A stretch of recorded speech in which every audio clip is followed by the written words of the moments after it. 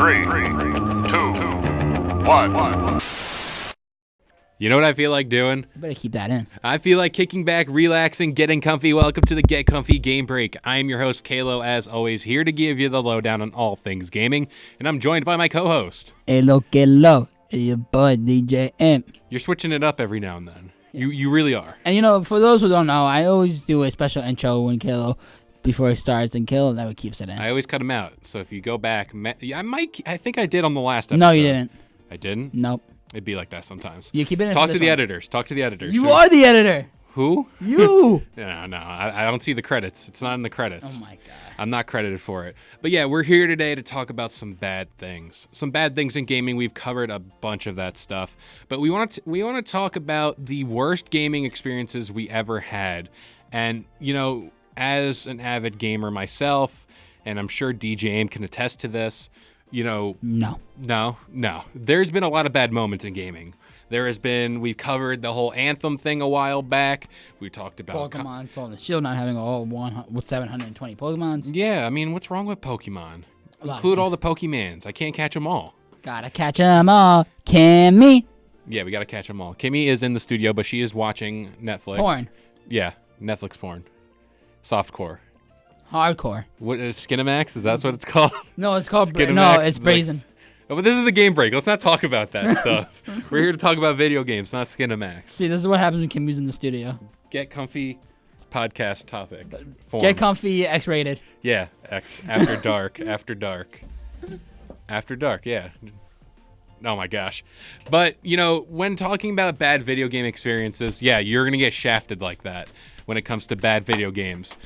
So I want to start it off by saying that, you know, there really hasn't been an experience where I put a game down or stop playing it. Now, that could mean that it's too difficult and I want to revisit it. But there has been times where I just decided, you know what, this is too difficult and I don't think I could have done it alone. So a lot of this focuses around Halo. Halo is a game that I love. It's what got me on the Xbox 360, and now I'm an avid Xbox player, Mr. PlayStation 4, whatever you are. Xbox Live. But you like PlayStation. I like PlayStation for just 2 games. Spider-Man and something MLB. else. MLB. Okay. Because baseball doesn't. Xbox only has RBI, which is not the same. It's like it. the fake baseball. Oh, yeah. The fake baseball. But yeah, I want to talk about Vidmaster Achievement Endure, which is pretty much going in Halo 3 ODST, playing the firefight mode, which is like a horde mode, kind of like Halo's version of Nazi zombies, which it's whatever at that point. And in this game, you have to last a certain amount of rounds with a certain amount of skulls on that make the game very difficult. As far as if you die, you're out for good. So you had to make sure you work with a team, someone who's really good. I relied on a lot of people as a crutch to get that achievement done, but then you get recon armor in Halo 3. So the things you do to look cool in video games. Back in my day, we didn't have to pay for stuff. They were hide under loot boxes. Yeah, no loot boxes back in that day. If you wanted a character, you had to play the story mode. You had to earn it. You really had to earn your stripes in those games, and that's what made it fun. So my question is, are you Yes. talking about like bad things like concepts that made the game bad, or just concepts that made you not want to play the game? I think that falls in the same category. So like I would allow you to speak on that. I'll let you be. Okay, because in your point you're talking about an achievement kind of thing. Yeah, something that was just really difficult. Like I just didn't like it. But did it ruin the game for you though? It kind of did because I've never played it after that. Because I was kind of like, you know what? I did my duty. Duty? I said duty. Call of Duty. It was pretty hard. Yeah. Call of Duty style. Yeah. But, you know, speaking of Call of Duty, I was going to say the final kill that you needed like 20 kills to get. What's the nuke? To get the nuke. The nuke, that was really hard. You know, you'd be 19 and that camper would just right there shoot you. But another thing I would say, I'm trying to get my thoughts in order, is when Mortal Kombat, going back to the shade of Mortal Kombat 9, when the CPU is literally Shao Kahn and his hammer's throwing. Like, even if, I get it, he's the final boss, I get it.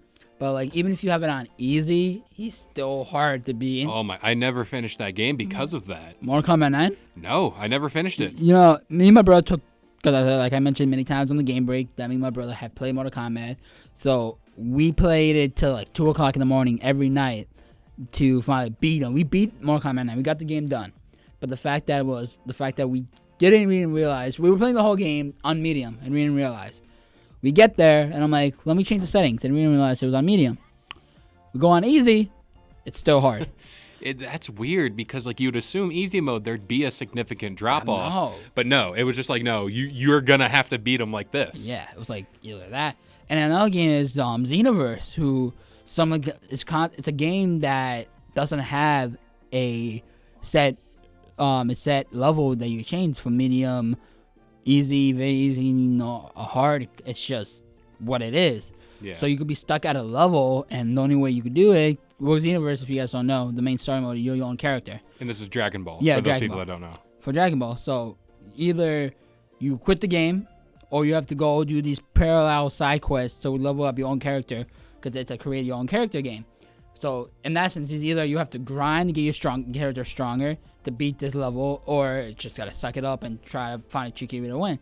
And that kind of ignores me. Like, I like that. I'm gonna play devil's advocate. I like that because it's no level. It's whatever the creators think it's gonna be. Yeah. But then you want it to be, because some people might be thinking, oh, it's too easy at the point. Let's set it up already. Oh, it's too hard. Let's lower it. No, it's like, I'm weird because I'm for it, but I'm also against it too. I see what you mean. Because there's some parts where I'd be like, oh, this is too easy. I wish it was harder.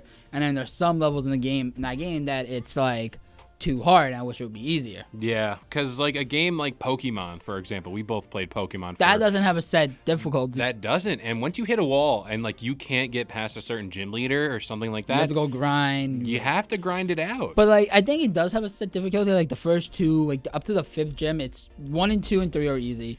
Yeah. And then, but once you get up to like going back to Fire Red, it's like right when you run after you beat like the 6th gym and you just grind, and your Pokemon's like a level 80. Like the highest level I think in the 8th gym is level 50. Yeah. And then like all your Pokemon's will be level 60, and then the very hard difficulties are Elite 4, but they're now like level 100. So like, I would just want a Pokemon game that you could set the difficulty up so the first gym leader could be like level 10s. Yeah. Because I know like level 20s. Because usually the first gyms go up to level 14. Yeah, and it has a lot to do with your starter too. Yeah. That'll also help your experience. Like if you pick a decent starter to get rid of those first 3 gyms, you'll have an easier time. And also you can just level up your starter. Absolutely. I know this one game, going back to Pokemon, it's a ROM. And it's basically, it's a ROM of, I forget which generation of it. But each level of each gym leader, it's you think it's gonna be a level 10 gym battle like it regular is. No, it's a level 20.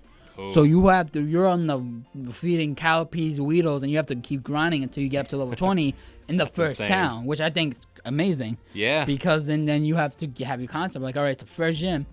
How am I gonna do this? I'm a level 5. I have to get to a level 20. By the time you get to the gym, you're a level 10. And you're facing a level 20. I'm like, fuck, I gotta do something. Yeah, so I'm going to run this by you. Do you know a game called Dark Souls?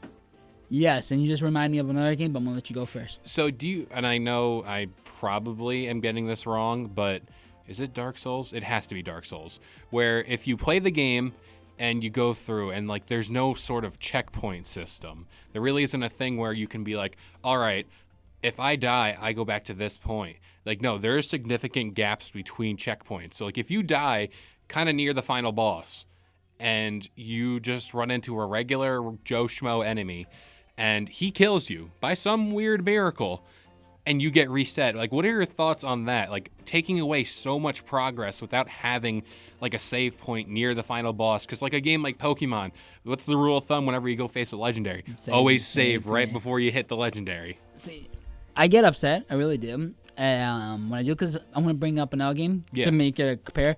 I just bought Batman Origins, the prequel to Batman, not the trio, the one that the Canada. Man, you know which Batman Arkham game I'm talking about? It's in that Arkham's, like... Yeah, but it's not. It's like, it's a prequel. It's a prequel to everything. Yeah. So, I got it, right? I'm playing on the Xbox 360, and I'm playing it, and I close it. In my mind, I forget to save it. I turn it on, and it's starting from back from the beginning. I never touched that game again, because I'm like, I got so far, and I'm like, it wasn't excited. It's because that game has checkpoints at its own, but I didn't make it to that checkpoint, and I didn't realize. Because I'm used to autosave every like 5 minutes. We have the luxury of autosave. It really goes a long way when you think about it. No more memory cards and everything like that. Maybe for the next podcast, and now that I have it, I don't have to write it down. Maybe we'll talk about like the greatest sins we've ever committed as gamers, because I want to vent and let the world know that I'm not a perfect gamer. So going back to Dark Souls, because I told you I had a game almost like that. Yeah. And it's a new game that came out, and apparently it won Game of the Year, and it just came out, so I don't know. Apparently it's that great. It's the one for it's only a PS4 exclusive. It's the one with the guy from The Walking Dead. Oh, Death Stranding. Death Stranding. I'm glad you brought that up because that's a game I really want to talk about. So I'm gonna get more depth into it, but Yeah. I've been hearing mixed reviews from it. People saying it's such a great game. I want to get into it. It looks great, but here's the thing. Literally, it's like the way I want to explain it. It's like an RPG because you're a character. You're walking. You're Norman Reedus. You're Norman Reedus, and everything you carry, you see on your character's back. But the thing is, if you're carrying too much, it has that realism to it. But it's also slow. Like, it's not a fast-paced game. Yeah. Cutscenes takes about, like, an hour. That's Hideo Kojima for you. Yeah, that's an hour cutscene. So it's literally you putting your phone down, putting your controller down, and You're just watching a movie. it. But it's like Pokemon Sun and Moon. Yeah. The cutscene of when talking, you're just heading A. Oh, my gosh. That made me hate Sun and Moon. But getting back to Death Stranding. That, and then literally, if you fall down, all your items fall down, and you have to back up because it's realism. You have to go pick it up. But the fact that is, I'm not upset that it's because you fall down, you have to pick yourself up because the realism that I like. Yeah. It's the fact that you walking back to your point, it takes so it's not like a normal speed walking. Yeah, you can't like hop. I know there is a mechanic for like maybe vehicles. I don't know if I'm getting this right because if it's not on Xbox, I mean I can't play it. Obviously, it's only on PS4. It's only on PS4. But yeah, like you said, I've heard all these mixed reviews. I heard it's kind of like a glorified mailman. Yeah, type it game. really is. I mean, I know that's not the concept of the game. The concept of the game, because Hideo Kojima games are just insane. I mean, like Metal Gear, that whole series is crazy. I admire all that work, but like the basic, like boiled down premises, you're kind of like a mailman. It really is, and the fact that we're almost going up to the next gen consoles. Yeah, and it's so worse than the next gen because the Xbox One and the PS4 were the next gen consoles. So going to these one now, but anyway, the fact that you Norman Reedus in the game, the guy you're playing as.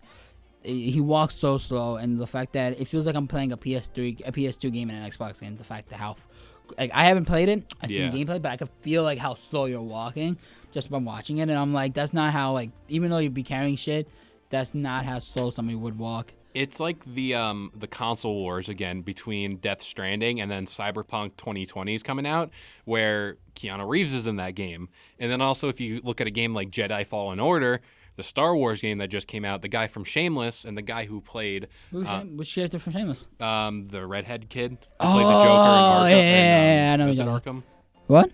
Gotham, that show. I love that show, Arkham, Shameless. Gotham, it's all the same thing.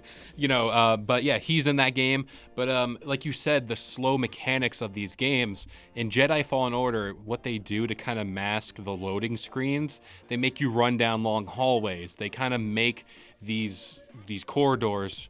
longer, so like that way there's virtually no loading times. It's you running down a hallway or something. You have the game though. Yes.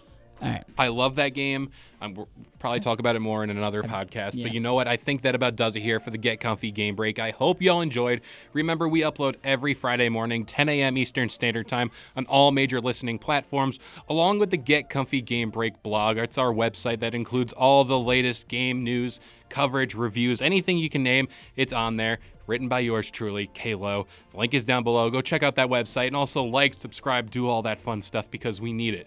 We need to buy DJ AIM more stuff. More AirPods. 2 cases of AirPods. Then go check out the Get Comfy podcast every Sunday morning, 10 a.m. Eastern Standard Time on all major listening platforms. But you know what? We'll see you guys next time. Peace.